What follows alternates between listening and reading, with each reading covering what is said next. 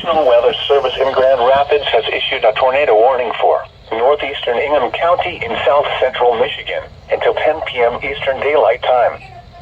At 9:33 p.m. Eastern Daylight Time, picking up a severe debris. thunderstorm capable of producing a tornado was located near Williamston, or 6 miles west of Fowlerville, moving east at 50 miles per hour. Hazard: tornado. Source: radar indicated rotation.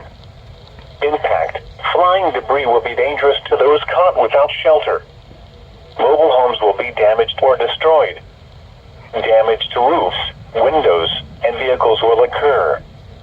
Tree damage is likely.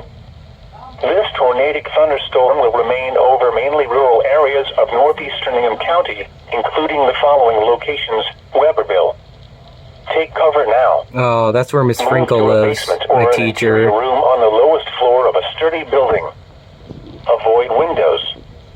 If you are outdoors, in a mobile home, or in a vehicle, move to the closest substantial shelter and protect yourself from flying debris.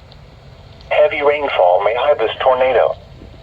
Do not wait to see or hear the tornado. Take cover now. Is that still plugged in?